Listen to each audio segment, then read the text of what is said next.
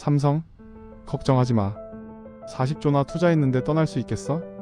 베트남 하노이 정부청사 회의실에서 들린 기획투자부 차관이 발언한 이 한마디가 어떤 결과를 일으켰는지 베트남 정부는 알지 못했습니다. 처음엔 다들 그렇게 생각하죠. 한국 기업은 돈만 보는 회사다. 조금 무시해도 결국 따라올 거다. 약속을 어겨도 참을 수밖에 없을 거다. 실제로 베트남은 한국과 맺은 계약을 가볍게 여겼습니다. 15년간 약속했던 세금 인센티브는 일방적으로 뒤집었고 법인세를 5%에서 15%로 올리며 4,300억 원을 추가로 요구했습니다. 그때까지만 해도 삼성은 조용했습니다. 언론 플레이도 없었고 경고도 최소한이었죠. 그래서 베트남은 확신했습니다. 역시 별일 없네. 우리가 갑이 맞아라고 생각했죠. 하지만 그 생각과 다르게 삼성은 6개월 만에 움직이기 시작했습니다. 그 결과 베트남은 총 300조가 눈앞에서 사라졌고 자본시장이 붕괴되기 시작했습니다. 뒤늦게 베트남은 삼성에게 한 번만 봐달라며 애원했지만 결과는 달라지지 않았습니다. 도대체 무슨 일이 일어났던 걸까요? 당신이 모르는 삼성과 베트남의 충격적인 이야기 지금 공개하겠습니다. 안녕하세요. 저는 레이먼드 첸입니다. 싱가포르 국립대학 동남아시아 경제연구소 선임연구원이고 지난 10년간 베트남과 아세안 지역의 외국인 투자 동향을 연구해 왔습니다. 세계은행과 IMF의 자문을 맡아왔고 화교 3세로 태어나 이 지역 경제를 누구보다 잘 안다고 자부했습니다. 그런 제가 2024년 9월 세계은행 의뢰로 베트남 투자환경 악화 원인 조사를 맡았을 때 처음 생각은 이랬습니다. 베트남 말이 맞는 거 아닌가? 한국 기업도 결국 이익만 챙기는 거 아닌가? 하지만 6개월간 현장을 조사하면서 나는 충격적인 진실을 목격했습니다. 2024년 9월 17일 오전 10시 나는 베트남 하노이 정부청사 3층 복도에 서 있었습니다. 세계은행이 의뢰한 베트남 투자환경 악화 원인 조사 건으로 기획투자부 관계자를 만나기 위해서였죠. 약속 시간보다 10분 일찍 도착했고 복도 끝 대기석에 앉아서 노트북을 꺼냈습니다. 베트남 경제 지표를 다시 한번 확인하려던 참이었어요. 그때 회의실 문이 열렸습니다. 정장 차림의 중년 남성 2명이 나오면서 베트남어로 대화하고 있었어요. 나는 화교 3세로 베트남어를 유창하게 구사합니다. 그들의 대화가 귀에 들어왔죠. 차관님, 한국 측에서 또 세제 문제로 면담 요청이 들어왔습니다. 또요? 이번 달만 3번째네요. 네. 삼성 측이 계속 압박하고 있습니다. 글로벌 최저한세 적용 방식을 재검토해 달라고요. 차관이 웃었습니다. 비웃음에 가까웠어요. 삼성? 걱정 없어. 우리가 갑이야. 40조나 박아놨는데 떠나지도 못해. 한국은 결국 참을 수밖에 없어. 하지만 한국 정부에서도 공식 루트로 계속 얘기하고 있지 않습니까? 그게 뭐 어때? 협상 카드일 뿐이야. 실제로 뭘 하겠어? 삼성이 베트남 수출의 20%를 담당하는데 여기서 나가면 본사가 난리 날 거 아냐? 걱정하지 마. 두 사람은 복도를 따라 걸어가며 사라졌습니다. 나는 노트북 화면을 보고 있었지만 아무것도 보이지 않았어요. 방금 들은 대화가 머릿속을 맴돌았습니다. 삼성이 베트남 수출의 20%라는 말은 맞았습니다. 정확히는 17.5%에서 20% 사이로 추산되는 수치였죠. 베트남 전체 수출액 중 한 기업이 차지하는 비중이 그 정도라는 건 경제학적으로 보면 엄청난 집중도입니다. 게다가 베트남 수출의 72%가 외국인 직접 투자 기업에서 나온다는 점을 고려하면 베트남 경제가 사실상 외국 자본에 의존하고 있다는 뜻이었어요. 나는 속으로 생각했습니다. 차관 말이 맞는 거 아닌가? 삼성이 40조를 투자했는데 정말 떠날 수 있을까? 한국 기업도 결국 이익을 보고 움직이는 거 아닌가? 사실 나는 그때까지 한국 기업에 대해 좋은 인상을 갖고 있지 않았습니다. 10년간 동남아시아 경제를 연구하면서 본 한국 기업들은 대부분 비슷한 패턴이었어요. 저렴한 인건비를 찾아 들어와서 공장을 짓고 현지인을 고용하지만 핵심 기술은 절대 이전하지 않았습니다. 경영진은 대부분 한국인이었고 현지인은 단순 노동만 담당했죠. 베트남도 마찬가지였습니다. 삼성 스마트폰에 들어가는 핵심 부품 대부분은 한국, 일본, 대만에서 들어왔어요. 베트남 로컬 기업이 납품하는 건 포장 박스나 단순 플라스틱 부품 정도였습니다.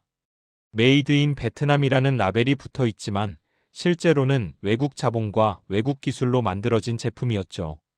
그러니까 베트남 정부가 강하게 나가는 것도 이해가 됐습니다.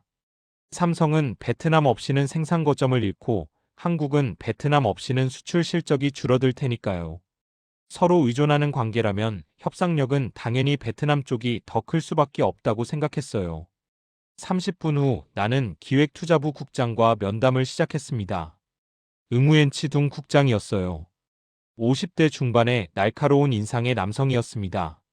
챔 박사님, 세계은행에서 보내셨다고요? 네. 베트남 투자 환경에 대한 보고서를 작성 중입니다. 최근 외국인 투자가 감소하는 추세인데 원인을 파악하고 싶어서요. 응우엔 국장이 서류를 넘기며 말했습니다. 투자 감소는 일시적 현상입니다. 글로벌 경기 둔화 영향이죠. 베트남 경제 펀더멘털은 여전히 강합니다. IMF도 올해 성장률을 6.5%로 전망했지 않습니까? 맞습니다. 하지만 외국인 직접 투자는 월 평균 25억 달러에서 12억 달러로 52% 감소했습니다. 성장률과 투자 흐름이 반대 방향으로 가고 있어요.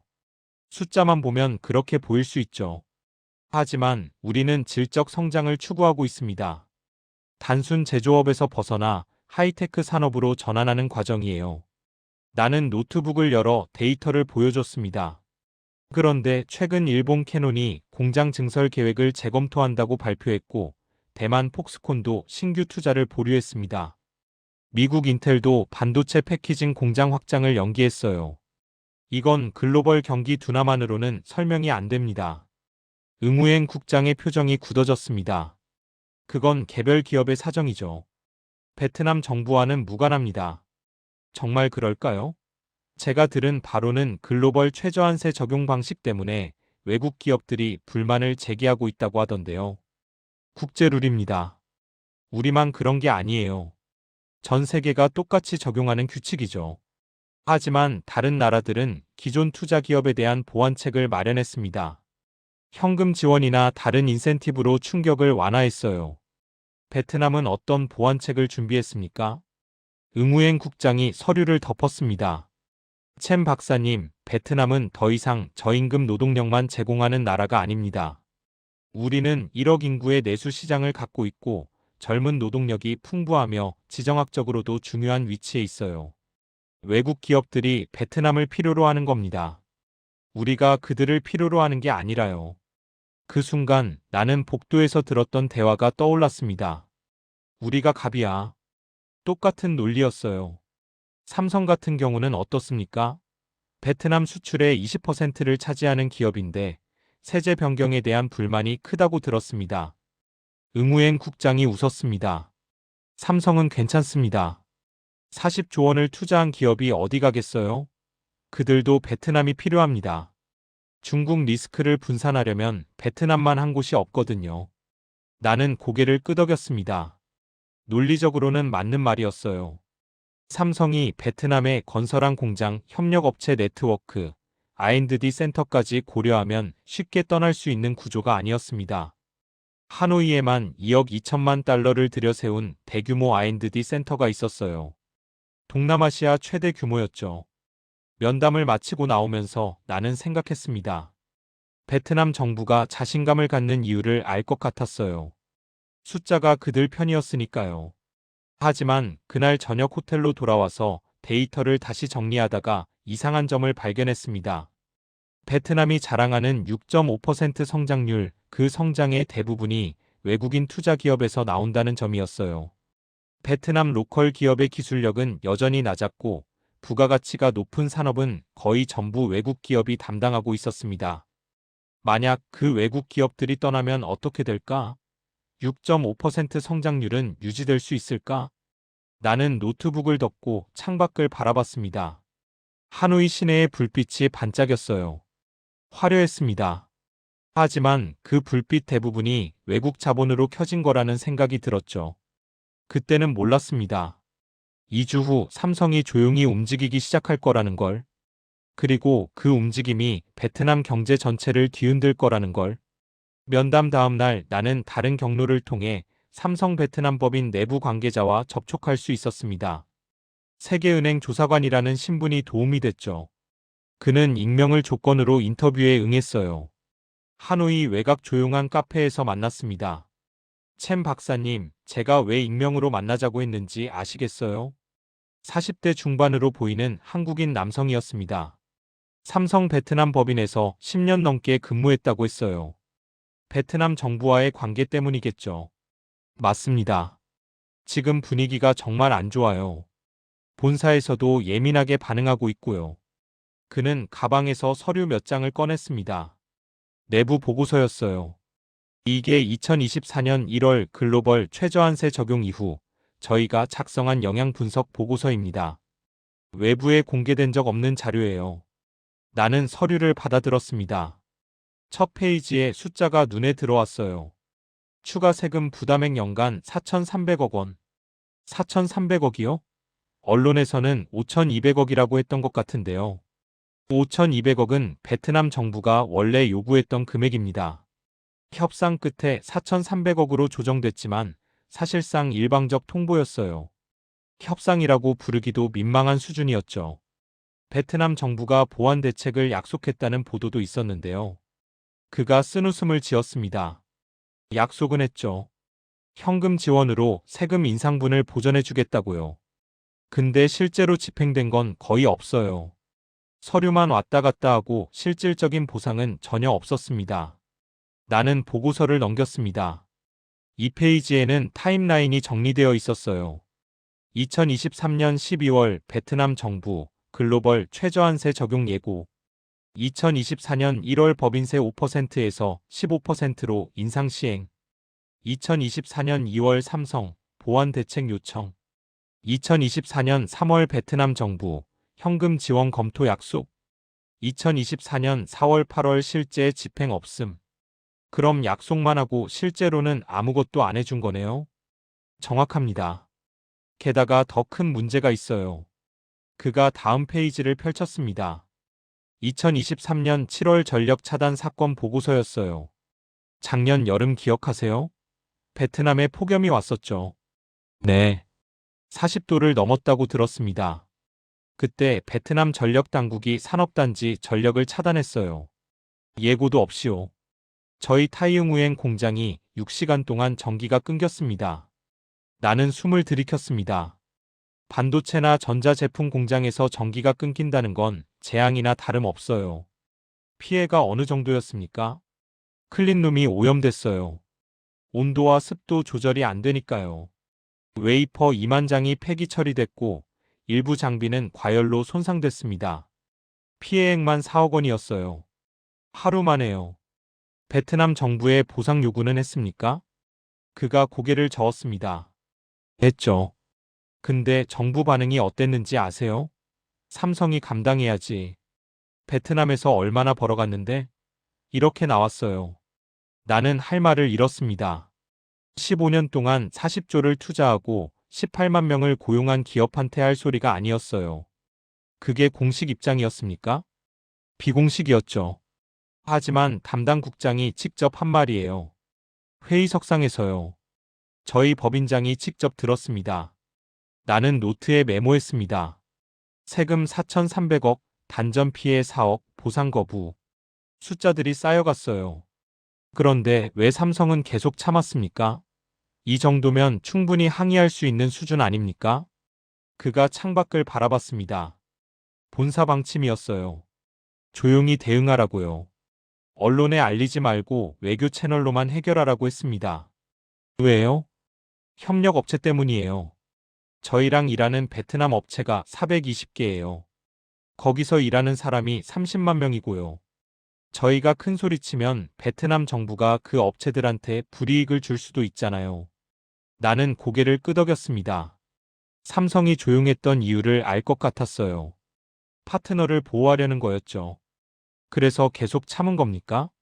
네. 6개월 동안요. 본사의 보고는 계속 올라갔지만 공개적으로 문제 삼지는 않았어요. 협상으로 풀 수 있다고 생각했으니까요. 그런데 그가 나를 똑바로 바라봤습니다. 본사가 결론을 내렸어요. 더 이상은 안 되겠다고요. 무슨 뜻입니까? 베트남 정부가 신뢰를 깼다는 거예요. 15년 전에 약속한 세제 혜택은 일방적으로 뒤집고 전력 공급도 제대로 안 되고 보상도 안 하고 오히려 우리 보고 감당하래요. 이런 곳에 계속 투자할 수 없다는 게 본사 판단이었습니다. 나는 숨을 멈췄습니다. 그럼 삼성이 떠난다는 겁니까? 정확히는 축을 옮긴다는 거예요. 베트남 비중을 줄이고 다른 곳으로 분산한다는 계획이 본사에서 내려왔어요. 언제부터요? 이미 시작됐습니다. 다음 주에 공식 발표 나갈 겁니다. 그 순간 나는 베트남 정부 청사 복도에서 들었던 차관의 말이 떠올랐습니다. 삼성이 어디 가겠어? 40조나 박아놨는데? 틀렸습니다. 완전히 틀렸어요. 챔 박사님, 제가 왜 이 이야기를 하는지 아세요? 왜죠? 베트남 정부가 착각하고 있어요. 숫자만 보고 판단해요. 40조 투자했으니까 못 떠난다. 수출의 20%를 차지하니까 우리가 필요하다. 이렇게 생각하죠. 틀린 생각입니까? 완전히요. 40조는 매몰 비용이에요. 이미 쓴 돈은 되돌릴 수 없어요. 중요한 건 앞으로 얼마를 더 투자할 거냐는 겁니다. 그 결정은 신뢰로 하는 거예요. 숫자가 아니라요. 나는 그 말을 노트에 적었습니다. 신뢰 vs 숫자. 베트남 정부는 신뢰를 숫자로 계산할 수 있다고 생각해요. 하지만 기업은 달라요. 신뢰가 깨지면 아무리 큰 투자도 의미 없어요. 인터뷰를 마치고 호텔로 돌아오는 택시 안에서 나는 계속 생각했습니다. 4,300억 원. 베트남 정부가 추가로 받으려던 세금이었어요. 그 4,300억 때문에 40조 투자 파트너가 떠나려 하고 있었습니다. 숫자로만 보면 말이 안 됐어요. 4,300억 때문에 40조를 포기한다고? 하지만 그게 신뢰의 무게였습니다. 돈으로 잴 수 없는 가치였죠. 그날 밤 나는 보고서를 작성하다가 손을 멈췄습니다. 다음 주에 삼성이 공식 발표를 한다고 했어요. 그럼 베트남은 어떻게 될까? 답은 일주일 후에 나왔습니다. 그리고 그 답은 베트남 경제 전체를 뒤흔들었어요. 2024년 9월 24일 오전 9시 삼성전자 본사에서 보도자료가 나왔습니다. 제목은 간단했어요. 글로벌 생산 거점 다변화 전략 추진. 나는 호텔방에서 노트북으로 그 보도자료를 읽고 있었습니다. 처음엔 평범한 기업 공지처럼 보였어요. 생산 효율화, 공급망 안정화, 리스크 분산 같은 익숙한 단어들이 나열되어 있었죠. 하지만 세 번째 문단에서 숨이 멎었습니다. 베트남 생산 물량의 40%를 인도 등 다른 지역으로 단계적 이전. 연간 스마트폰 생산 규모 약 1억 대 이상. 2025년 상반기부터 본격 착수. 40%. 1억 대 이상. 나는 계산기를 두드렸습니다. 삼성이 베트남에서 생산하는 스마트폰이 연간 약 2억 5천만 대 정도로 추산됐어요. 그중 40%면 1억 대. 베트남 전체 수출에서 삼성이 차지하는 비중이 20%인데 그중 40%가 빠진다는 건 베트남 수출의 8%가 사라진다는 뜻이었습니다. 8%라는 숫자가 작아 보일 수도 있어요. 하지만 한 나라 전체 수출의 8%가 한 번에 증발한다는 건 경제학적으로 엄청난 충격이었습니다. 나는 서둘러 옷을 입고 밖으로 나갔습니다. 베트남 정부 반응을 직접 확인해야 했어요. 택시를 타고 기획투자부로 향했죠. 정부 청사 앞에 도착했을 때 이미 분위기가 심상치 않았습니다. 기자들이 몰려 있었고 관계자들이 급하게 오가고 있었어요. 나는 3층 복도로 올라갔습니다. 일주일 전에 응우엔치 둥 차관의 대화를 들었던 바로 그곳이었죠. 복도에 사람들이 모여 있었습니다. 다들 긴장한 표정이었어요. 베트남어로 수군거리는 소리가 들렸습니다. 삼성이 정말 40%를 빼간대요? 본사 발표 봤어요? 공식이래요. 차관님은 뭐라고 하세요? 아직 회의 중이래요. 나는 복도 끝에 서서 상황을 지켜봤습니다. 30분쯤 지나자 회의실 문이 열렸어요. 응우엔 치둥 차관이 나왔습니다. 일주일 전 복도에서 봤던 바로 그 사람이었죠. 그때는 여유롭게 웃고 있었는데 지금은 표정이 굳어 있었어요. 기자들이 몰려들었습니다. 차관님, 삼성 이전 발표에 대한 정부 입장은 무엇입니까? 현재 상황을 파악 중입니다. 곧 공식 입장을 발표하겠습니다. 삼성과 협상할 계획이 있습니까? 모든 옵션을 검토하고 있습니다. 40% 이전이 베트남 경제에 미칠 영향을 어떻게 보십니까? 차관이 잠시 멈췄습니다. 대답하지 않았어요. 그냥 고개를 숙이고 복도를 따라 걸어갔습니다. 나는 그 모습을 보면서 일주일 전 그가 했던 말을 떠올렸습니다. 삼성이 어디 가겠어? 40조나 박아놨는데? 떠났습니다. 정확히는 떠나기 시작했어요. 오후에 나는 타이응우엔으로 향했습니다. 삼성 공장이 있는 곳이었죠. 하노이에서 차로 2시간 거리였어요. 현장 분위기를 직접 확인하고 싶었습니다. 타이응우엔에 도착했을 때 거리는 평소와 다를 게 없어 보였습니다. 공장은 정상 가동 중이었고 출퇴근 버스들이 오가고 있었어요. 하지만 자세히 보면 달랐습니다. 사람들 표정이 어두웠어요. 나는 공장 근처 식당에 들어갔습니다. 점심시간이라 사람들로 붐볐어요. 대부분 공장 노동자들이었죠. 옆 테이블에서 베트남어 대화가 들렸습니다. 야, 너 뉴스 봤어? 삼성이 40% 빼간대. 봤지? 우리 공장은 괜찮을까? 몰라. 협력업체들 난리 났다던데. 내 사촌이 부품 공장 다니는데 벌써 잔업 없앴대. 물량이 줄어서. 진짜? 벌써? 나는 조용히 식사를 마치고 밖으로 나왔습니다. 거리를 걸으면서 주변을 둘러봤어요. 삼성 공장을 중심으로 형성된 상권이었습니다. 식당, 카페, 편의점, 숙박업소들이 즐비했죠. 이 모든 게 삼성 노동자들의 소비로 유지되는 거였어요. 만약 물량이 40% 줄면 노동자 수도 줄어들 테고 소비도 줄어들 겁니다. 그럼 이 상권도 무너질 거예요. 나는 협력업체 한 곳을 찾아갔습니다. 플라스틱 부품을 만드는 공장이었어요. 세계은행 조사관 신분으로 면담을 요청했고 공장장이 응해줬습니다. 응우엔 탈롱이라는 50대 남성이었어요. 15년 동안 삼성의 부품을 납품해왔다고 했습니다. 챔 박사님, 무슨 일로 오셨습니까? 삼성 이전 발표가 협력업체에 미치는 영향을 조사하고 있습니다. 괜찮으시면 몇 가지 여쭤보고 싶습니다. 응우엔 사장이 고개를 끄덕였습니다. 물어보세요. 삼성 물량이 귀사 매출에서 차지하는 비중이 어느 정도입니까? 85%입니다. 나는 숨을 들이켰습니다. 85%면 거의 전부나 다름없었어요. 40% 이전이 확정되면 어떻게 되십니까? 응우엔 사장이 창밖을 바라봤습니다. 계산해봤어요. 매출의 34%가 날아가는 겁니다. 우리 회사 연매출이 200억 정도인데 68억이 사라지는 거죠. 견딜 수 있습니까? 그가 고개를 저었습니다.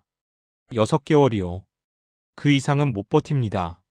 직원 500명 인건비만 월 15억이거든요. 매출이 68억 줄면 적자예요. 그럼 문 닫아야죠. 15년 했는데 이렇게 끝나는 겁니다. 나는 아무 말도 할 수 없었습니다. 응우엔 사장 같은 협력업체가 420개였어요. 다들 비슷한 상황일 겁니다. 베트남 정부가 뭔가 대책을 내놓지 않을까요? 응우엔 사장이 쓴웃음을 지었습니다. 기대 안 해요. 정부는 삼성한테만 관심 있지 우리 같은 작은 업체는 신경도 안 써요. 공장을 나오면서 나는 숫자를 계산했습니다. 협력업체 420개, 직원 30만 명. 이 사람들 가족까지 치면 영향받는 인구가 100만 명은 될 거예요.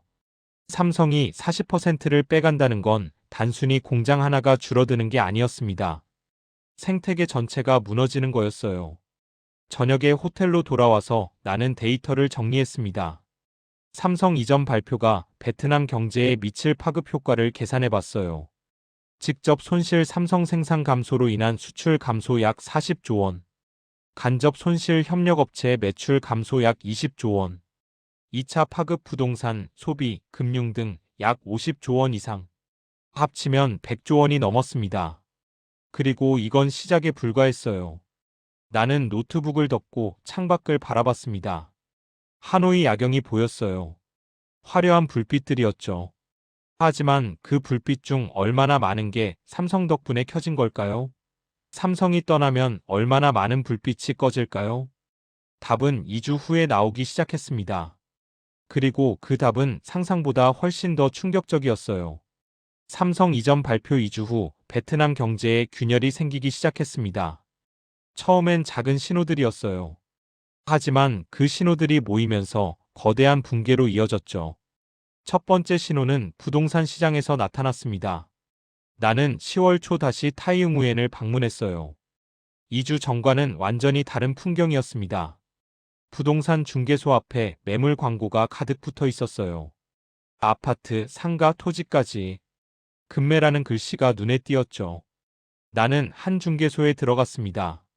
손님, 무슨 매물 찾으세요? 40대 중개인이 반가운 듯 다가왔어요.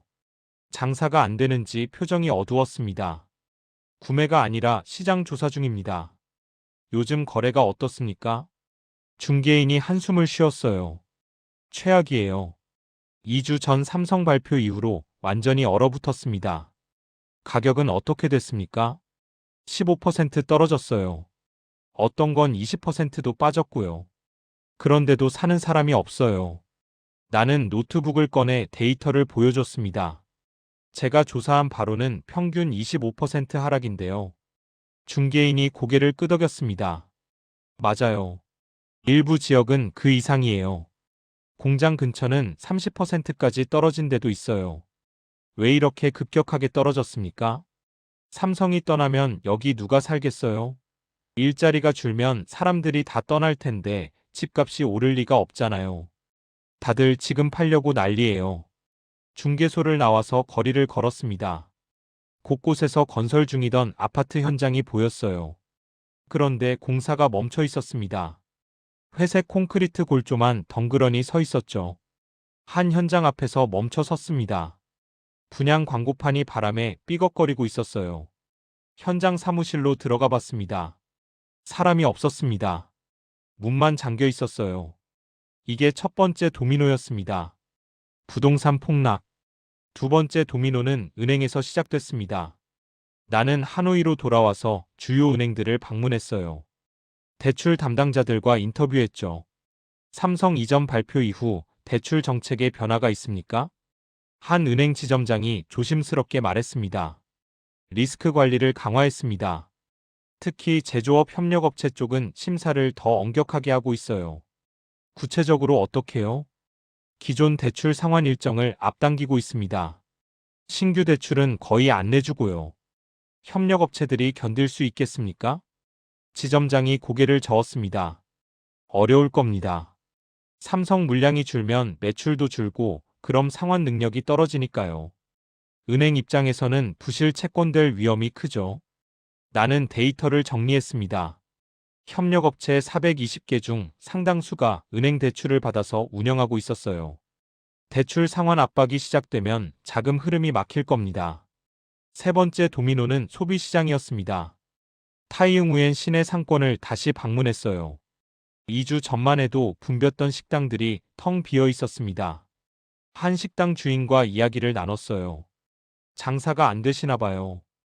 2주 전부터 손님이 뚝 끊겼어요. 삼성 노동자들이 안 와요. 왜 안 옵니까? 불안해서죠. 물량 줄면 잔업도 없고 해고될 수도 있다잖아요. 다들 돈 아끼려고 외식 안 해요. 식당뿐만 아니었습니다. 카페, 노래방, 미용실 모든 업종이 타격을 받고 있었어요. 삼성 노동자들의 소비가 이 지역 경제를 지탱하고 있었는데 그 소비가 멈춘 겁니다. 그리고 네 번째 도미노가 왔습니다. 가장 충격적인 도미노였어요. 10월 15일 일본 캐논이 발표했습니다. 베트남 공장 증설 계획 재검토. 10월 18일 대만 폭스콘이 발표했습니다. 베트남 신규 투자 보류. 10월 22일 미국 인텔이 발표했습니다. 베트남 반도체 패키징 공장 확장 계획 연기. 나는 이 뉴스들을 보면서 소름이 돋았습니다. 삼성 하나 때문에 다른 글로벌 기업들까지 베트남을 떠나고 있었어요. 왜일까요? 나는 인텔 베트남 법인 관계자와 전화 인터뷰를 했습니다. 인텔도 베트남 투자를 재검토하는 이유가 뭡니까? 리스크 때문입니다. 삼성 사례를 보고 우리도 같은 일을 당할 수 있다고 판단했어요. 어떤 리스크 말입니까? 세제 변경, 전력 불안, 정부 신뢰도요. 삼성이 15년 동안 40조를 투자했는데도 약속이 지켜지지 않았잖아요.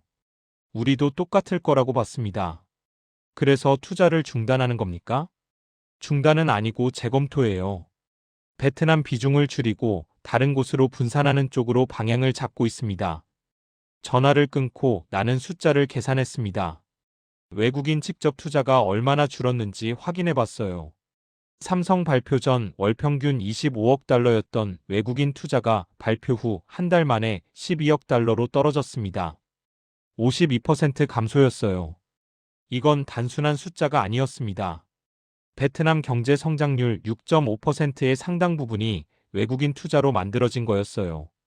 투자가 반토막 나면 성장률도 유지할 수 없습니다. 나는 세계은행 본부에 중간 보고서를 올렸습니다. 제목은 베트남 투자 환경 급속 악화 현황이었어요. 내용을 요약하면 이랬습니다. 부동산 시장 25% 폭락, 협력업체 자금난 심화, 소비시장 위축, 외국인 투자 52% 감소, 글로벌 기업 이탈 가속화. 그리고 이 모든 게 삼성 이전 발표 한 달 만에 벌어진 일이었습니다. 며칠 후 베트남 정부에서 긴급 대책 회의가 열렸다는 소식이 들렸어요. 나는 정부 청사 앞에 가봤습니다. 기자들이 몰려 있었죠. 회의가 끝나고 응우엔치 둥 차관이 나왔습니다. 한 달 전 복도에서 삼성이 어디 가겠냐고 말했던 바로 그 사람이었어요. 지금은 얼굴이 창백했습니다. 기자들이 질문을 쏟아냈습니다. 차관님, 외국인 투자 급감에 대한 대책은 무엇입니까? 정부 차원에서 투자 환경 개선에 최선을 다하겠습니다. 삼성과 재협상할 계획이 있습니까? 차관이 잠시 멈췄습니다. 모든 가능성을 열어두고 있습니다. 베트남 경제 전망을 어떻게 보십니까? 단기적 어려움은 있지만 중장기적으로는 회복될 것으로 봅니다. 하지만 그의 목소리에는 확신이 없었어요. 나는 그 모습을 보면서 한 달 전을 떠올렸습니다. 우리가 갑이야. 40조나 박아놨는데 어디 가겠어? 그 자신감은 온데간데 없었습니다.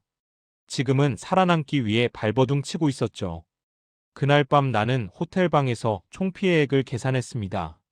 삼성 이전 직접 손실 40조 원, 협력업체 연쇄 피해 20조 원, 부동산 가치 하락 30조 원, 외국인 투자 감소로 인한 기회 손실 200조 원 이상, 합계 약 300조 원. 베트남 정부가 얻으려 했던 건 4,300억 원이었습니다. 추가 세금이었죠. 4,300억을 더 받으려다 300조를 잃은 겁니다. 약 70배 손실이었어요. 나는 노트북 화면을 보면서 한숨을 쉬었습니다. 이게 신뢰를 잃은 대가였어요. 숫자로는 계산할 수 없다던 신뢰가 사라지자 300조라는 숫자로 돌아온 겁니다. 하지만 이야기는 여기서 끝나지 않았습니다. 더 큰 반전이 기다리고 있었어요. 11월 초 나는 예상치 못한 연락을 받았습니다. 삼성 베트남 법인 홍보팀에서 온 이메일이었어요. 협력업체 긴급회의 취재를 허가한다는 내용이었죠. 세계은행 조사관 자격으로 참관하실 수 있습니다.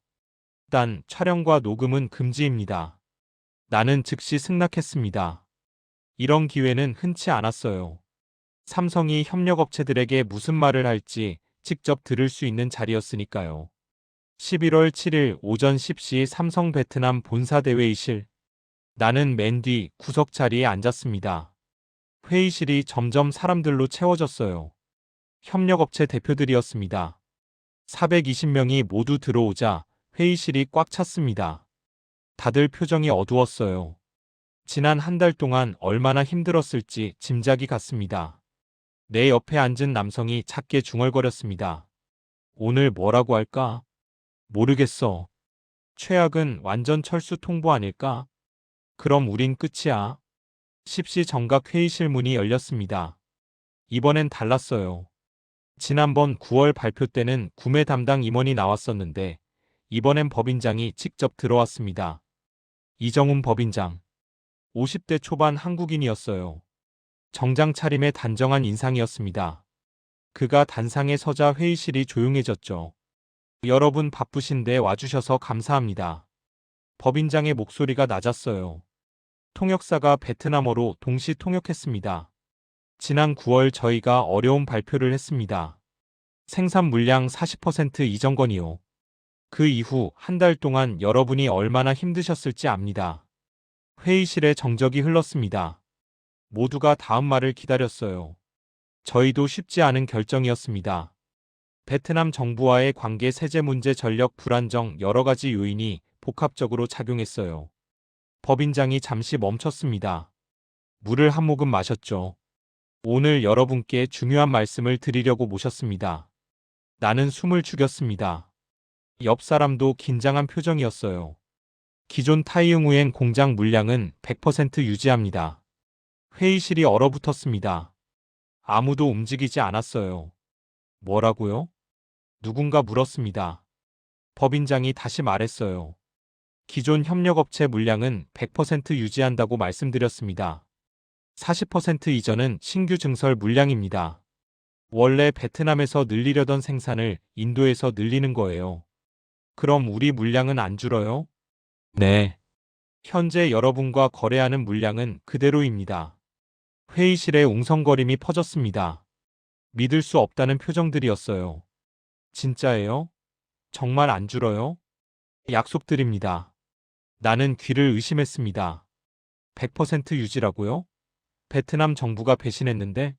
세금을 올리고 전기를 끊고 협박했는데? 법인장이 회의실을 둘러봤습니다.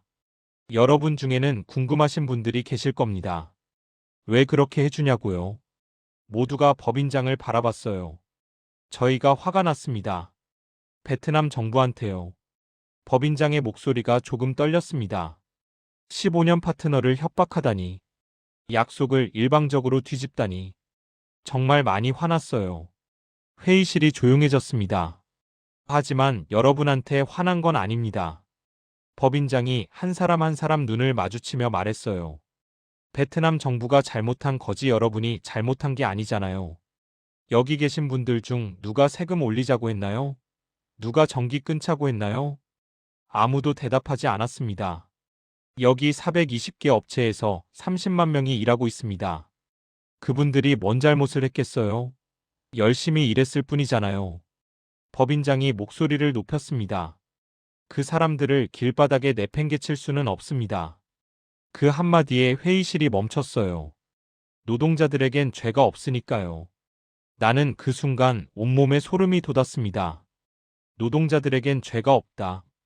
경제학 교과서 어디에도 없는 논리였어요.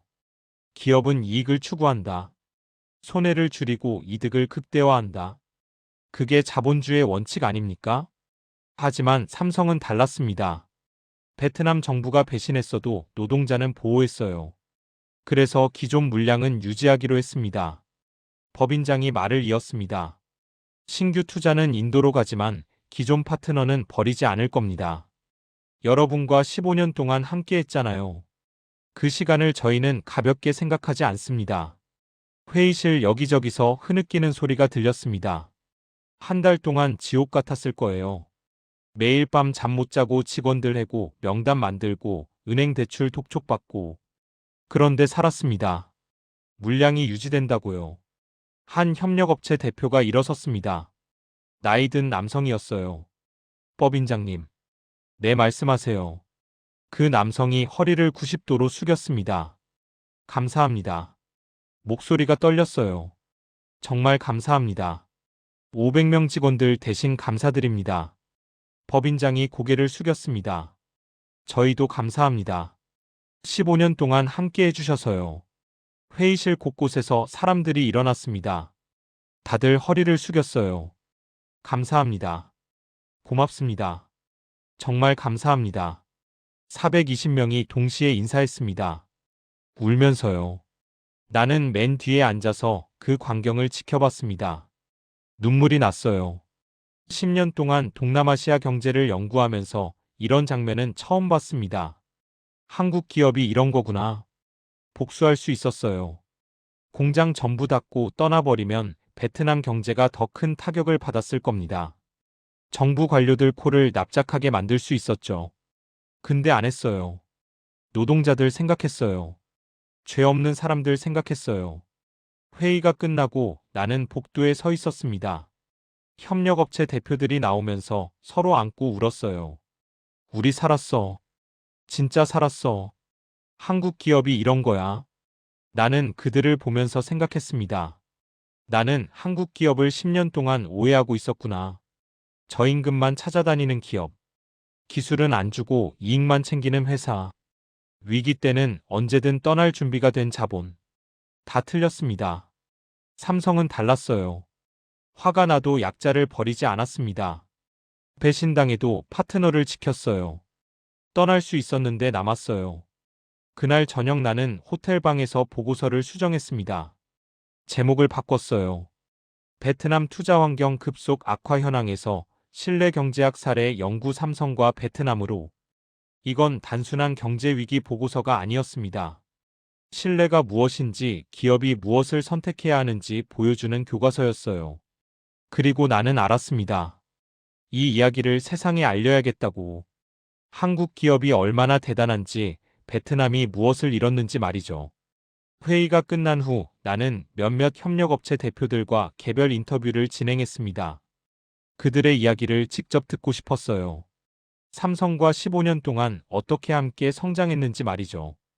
첫 번째로 만난 사람은 응우엔 탈롱 사장이었습니다. 한 달 전 그의 공장을 방문했을 때 만났던 분이었어요. 그때는 얼굴이 창백했는데 지금은 완전히 달라 보였습니다. 챔 박사님, 다시 뵙네요. 오늘 회의 어떠셨습니까? 응우엔 사장이 눈가를 닦았어요. 아직 눈물 자국이 남아 있었습니다. 믿기지 않아요. 한 달 동안 매일 악몽을 꿨거든요. 직원 500명을 해고하는 꿈, 공장 문 닫는 꿈, 빚쟁이한테 쫓기는 꾀. 이제 괜찮으시겠네요. 네. 살았어요. 우리 살았어요. 나는 노트를 꺼냈습니다. 삼성과는 언제부터 거래하셨습니까? 15년 전이요. 2009년이었어요. 그때 저는 37살이었고 직원이 겨우 8명이었습니다. 어떻게 삼성과 거래를 시작하셨어요? 응우엔 사장이 먼 곳을 바라보며 말했습니다. 삼성이 타이응우엔에 온다는 소식을 들었어요. 세계적인 전자회사가 우리 동네에 공장을 짓는다고요. 주변에서 다들 비웃었죠. 직원 8명짜리 공장이 삼성한테 납품을 하겠다고? 그런데 해내셨군요. 3개월 동안 도전했어요. 처음 샘플은 불합격이었습니다. 치수가 0.2mm 초과했대요. 하지만 포기하지 않았어요. 3개월 후 합격했고 그게 시작이었습니다. 15년 동안 어떻게 성장하셨습니까? 삼성이 키워줬어요. 품질 관리 방법, 납기 준수, 공정, 개선 다 가르쳐 줬습니다. 직원 8명에서 500명이 될 수 있었던 건 삼성 덕분이에요. 나는 메모하면서 물었습니다. 한 달 전 제가 방문했을 때 매출의 85%가 삼성이라고 하셨죠. 위험하지 않았습니까? 한 곳에 너무 의존하는 거 아닙니까? 응우엔 사장이 고개를 저었어요. 위험하지 않았어요. 삼성을 믿었으니까요. 15년 동안 한 번도 약속을 어긴 적이 없었습니다. 납품 대금 제때 주고 품질 기준 명확하고 문제 생기면 같이 해결하고요. 그래서 이번에도 믿으셨습니까? 솔직히 한 달 동안은 믿음이 흔들렸어요. 베트남 정부가 삼성을 배신했잖아요. 삼성도 우릴 버릴 수 있다고 생각했어요. 근데 안 버렸네요. 응우엔 사장이 고개를 끄덕였습니다. 오늘 법인장님 말씀 들으면서 깨달았어요. 한국 기업은 다르구나. 배신당해도 파트너는 지키는구나. 두 번째로 만난 사람은 전자부품 업체를 운영하는 레티 후앙 대표였습니다. 40대 여성이었어요. 삼성과 12년 거래했다고 했습니다. 후앙 대표님, 오늘 회의 소감이 어떠셨어요? 울었어요. 참으려고 했는데 법인장님이 노동자들에겐 죄가 없다고 하시는 순간 눈물이 났어요. 왜 그 말이 그렇게 와닿으셨습니까? 후앙 대표가 눈물을 닦았습니다. 우리 직원이 300명이에요. 다 가족 같은 사람들이거든요. 한 달 동안 그 사람들 얼굴을 볼 때마다 가슴이 찢어졌어요. 이 사람들을 해고해야 하나 12년을 함께한 사람들을요. 이제 안 해도 되시겠네요. 네. 덕분에요. 삼성 덕분에요. 나는 데이터를 확인했습니다. 귀사도 삼성 비중이 높으시죠? 80%예요. 거의 전부죠. 다른 거래처를 늘릴 생각은 없으셨습니까? 후황 대표가 웃었어요.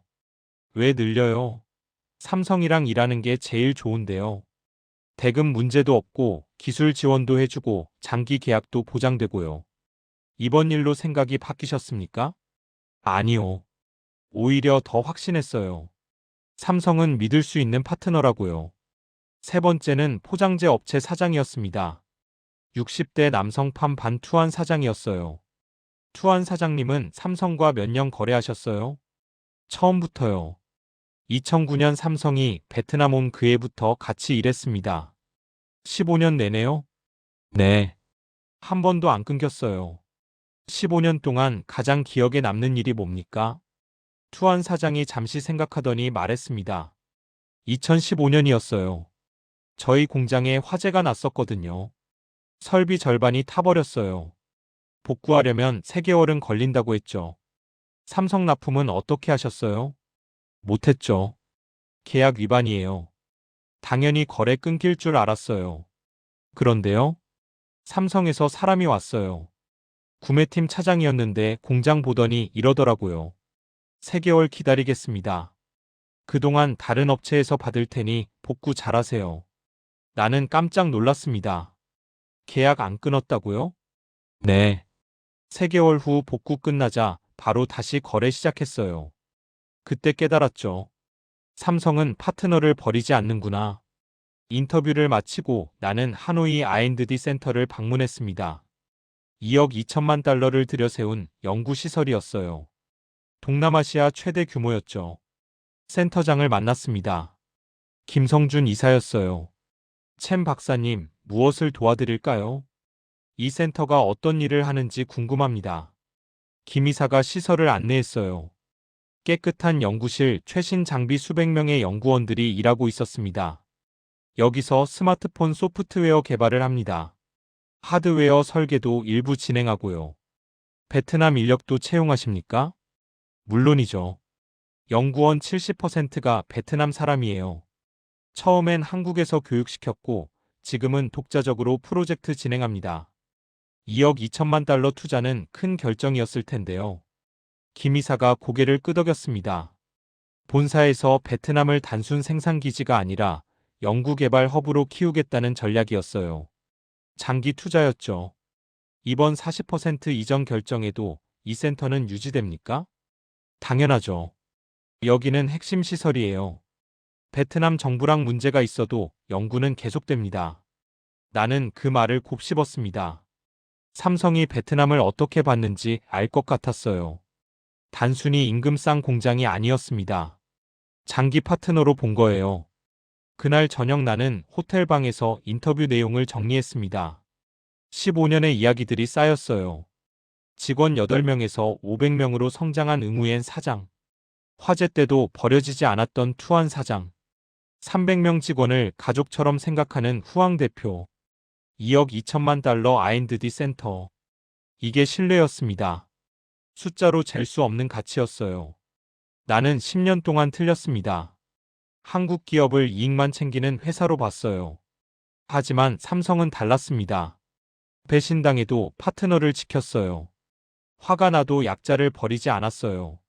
15년 동안 쌓은 신뢰를 돈으로 계산하지 않았어요. 그게 한국 기업이었습니다. 그게 삼성이었어요.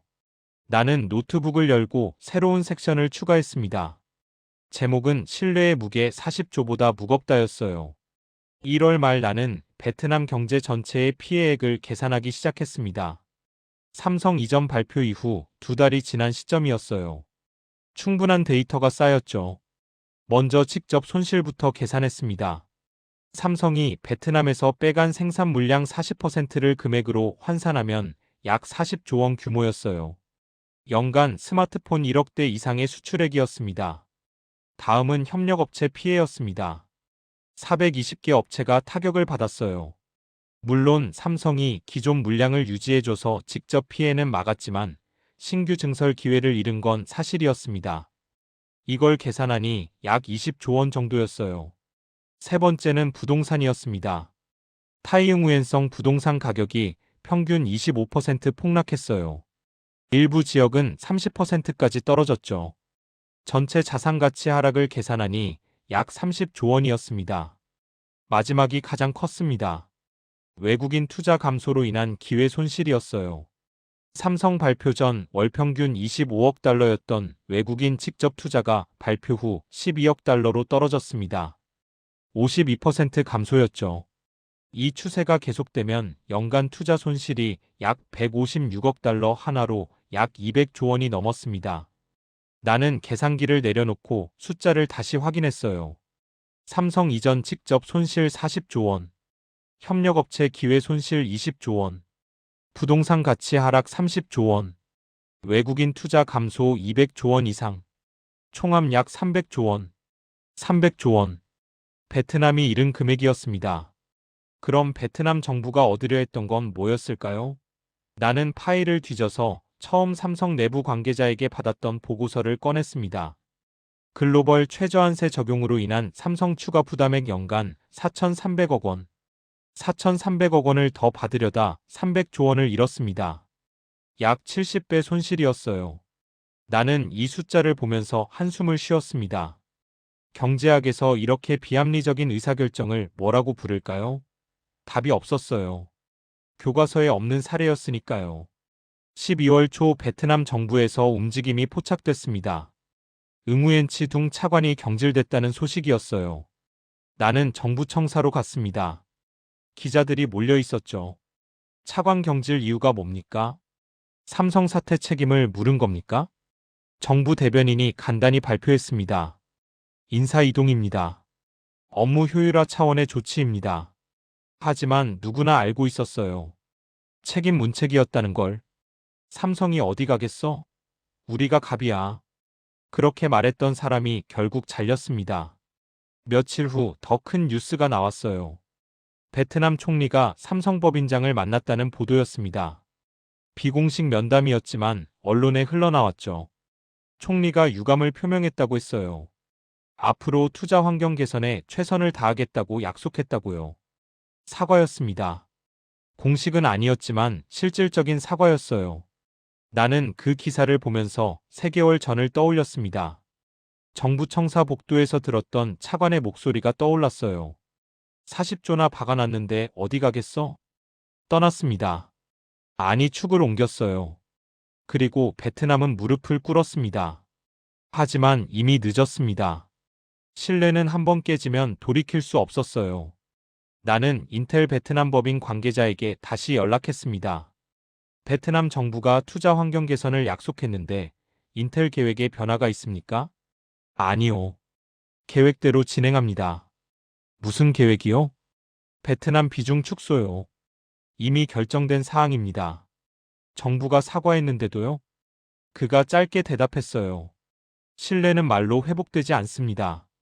전화를 끊고 나는 그 말을 노트에 적었습니다. 신뢰는 말로 회복되지 않는다.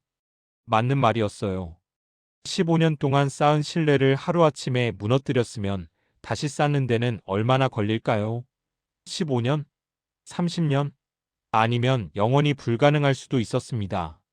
12월 중순 나는 베트남 전역을 다시 돌아봤습니다. 경제 붕괴 현장을 직접 확인하고 싶었어요. 하노이 고급 상권은 불이 꺼진 가게들이 늘어나고 있었습니다. 호치민도 마찬가지였어요. 한때 부동산 불패를 외치던 건설 현장들은 중간에 멈춰 서 있었습니다. 타이응우에는 더 심각했습니다. 거리에 사람이 줄었어요. 식당들이 문을 닫았고 상가에 임대 광고가 붙었습니다. 가장 충격적이었던 건 금융시장이었습니다. 270억 달러 규모의 초대형 금융 스캔들로 채권 시장이 사실상 마비됐어요. 베트남 GDP의 3%에 해당하는 피해였습니다. 기업들이 채권을 발행해도 아무도 사지 않았어요. 은행들은 대출을 조였습니다. 프로젝트 파이낸싱이 막히면서 각종 사업이 중단됐죠. 자본주의에서 신용은 산소입니다. 신용이 마르면 경제는 버티지 못해요. 나는 한 경제학 교수를 만났습니다. 하노이 경제대학 내 꽝 비액 교수였어요. 교수님, 베트남 경제를 어떻게 보십니까? 비액 교수가 한숨을 쉬었습니다. 위기입니다. 성장률 6.5%라는 숫자에 속으면 안 돼요. 그 성장의 대부분이 외국 자본으로 만들어진 겁니다. 외국 자본이 빠지면요? 성장률은 유지할 수 없죠. 3% 아래로 떨어질 겁니다. 정부가 대책을 내놓지 않습니까? 교수가 고개를 저었어요. 반부패 운동 때문에 관료들이 아무 결정도 못 내리고 있어요. 서류에 사인하는 순간 훗날 책임질까봐 두려워합니다. 그럼 어떻게 됩니까? 인허가 멈추고 예산 집행 지연되고 투자 프로젝트 중단되고 경제가 서서히 굳어가는 겁니다. 나는 그날 밤 호텔방에서 최종 보고서를 작성했습니다. 제목은 베트남 경제 위기의 구조적 원인, 신뢰 붕괴와 그 대가였어요. 결론 부분에 이렇게 썼습니다. 베트남 정부는 4,300억 원을 더 받기 위해 15년 파트너의 신뢰를 배신했다. 그 결과 300조 원을 잃었다. 약 70배의 손실이다. 하지만 진짜 손실은 숫자로 잴 수 없다. 국가 신뢰도의 추락, 글로벌 투자자들의 이탈, 넥스트 차이나에서 리스크 국가로의 전락. 신뢰는 40조보다 무겁다. 400조보다 무겁다. 돈으로 살 수 없는 가치다. 베트남은 이번 사태를 통해 값비싼 교훈을 얻었다. 파트너를 협박하면 어떤 결과가 오는지, 약속을 어기면 어떤 대가를 치르는지. 그리고 한국 삼성은 세계에 보여줬다. 진짜 강한 기업은 복수하는 기업이 아니라 신뢰를 지키는 기업이라는 것을. 나는 보고서를 저장하고 창밖을 바라봤습니다. 하노이 야경이 여전히 반짝이고 있었어요. 하지만 그 빛이 언제까지 유지될지는 아무도 몰랐습니다. 2025년 3월 싱가포르 국제경제학회가 열렸습니다. 아시아 태평양 지역 경제학자 500명이 모이는 연례 행사였어요. 나는 이 학회에서 발표할 기회를 얻었습니다.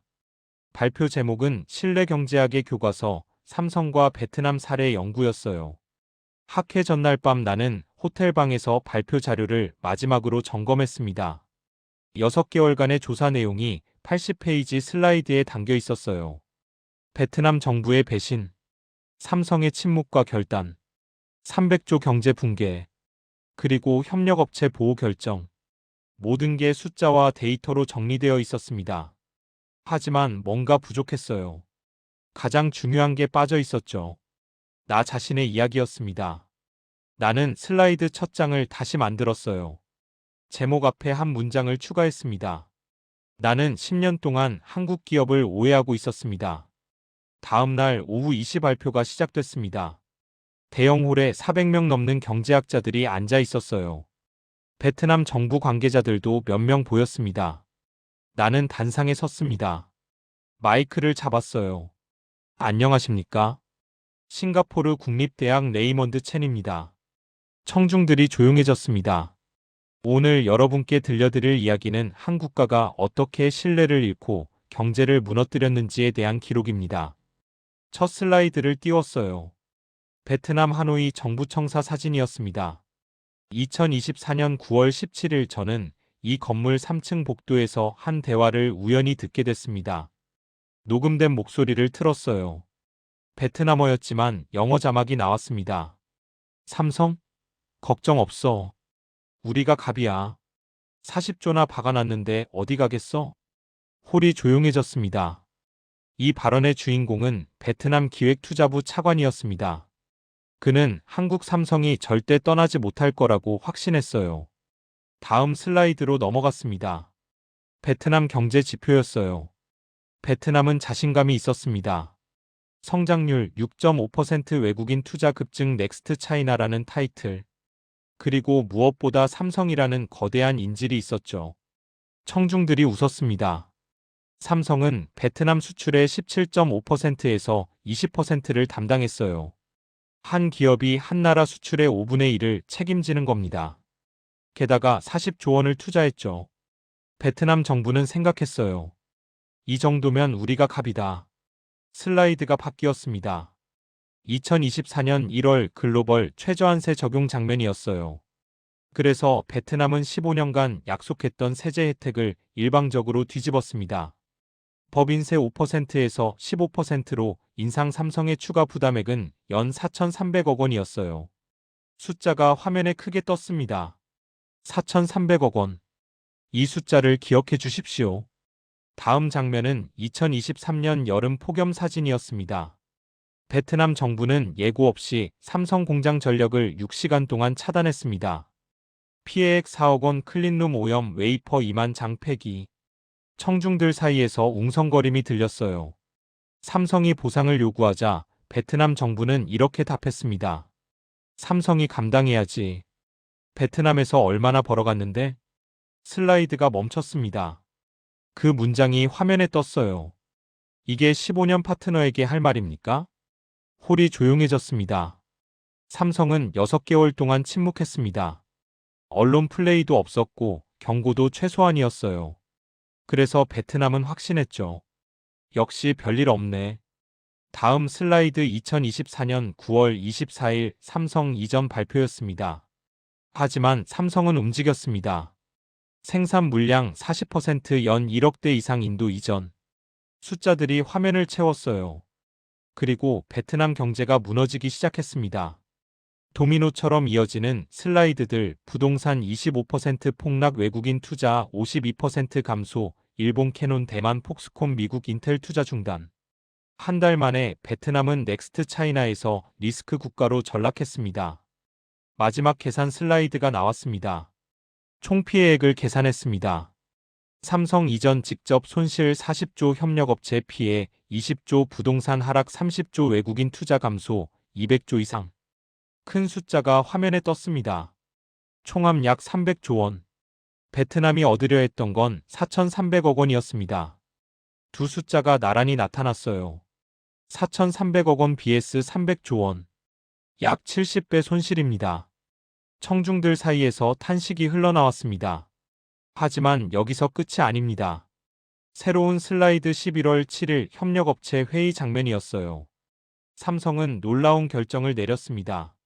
협력업체 420개 물량 100% 유지 30만 명 노동자 보호.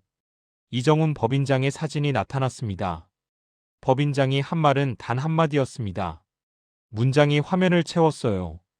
노동자들에겐 죄가 없으니까요. 홀이 완전히 조용해졌습니다. 베트남 정부가 배신했어도 파트너는 지켰습니다. 화가 나도 약자를 버리지 않았어요. 복수할 수 있었지만 보호를 선택했습니다. 나는 마이크에서 손을 떼고 청중들을 바라봤습니다. 저는 10년 동안 한국 기업을 연구했습니다. 하지만 완전히 오해하고 있었어요. 목소리가 떨렸습니다. 한국 기업은 이익만 챙기는 회사라고 생각했습니다. 저임금만 찾아다니는 자본이라고 봤어요. 위기 때는 언제든 떠날 준비가 된 투자자라고 여겼죠. 슬라이드가 바뀌었습니다. 삼성 타이응우엔 공장 사진이었어요. 다 틀렸습니다. 나는 청중석 베트남 관계자들을 바라봤습니다. 베트남은 성장률 6.5%라는 숫자에 취해 신뢰라는 자산을 잃었습니다. 파트너를 협박하면 이긴다고 생각했어요. 하지만 신뢰는 숫자로 잴 수 없습니다. 마지막 슬라이드가 나타났습니다. 신뢰는 40조보다 무겁다. 이게 제가 6개월 동안 배운 교훈입니다. 그리고 이게 한국이 세계적인 기업을 키운 비결입니다. 발표가 끝났습니다. 잠시 침묵이 흘렀어요. 그리고 한 사람이 일어나 박수를 쳤습니다. 그 다음 또 한 사람, 그 다음. 곧 홀 전체가 일어섰습니다. 기립박수였어요. 나는 단상에서 내려왔습니다. 베트남 관계자들은 침묵하고 있었어요. 고개를 숙인 채 자리에 앉아 있었습니다.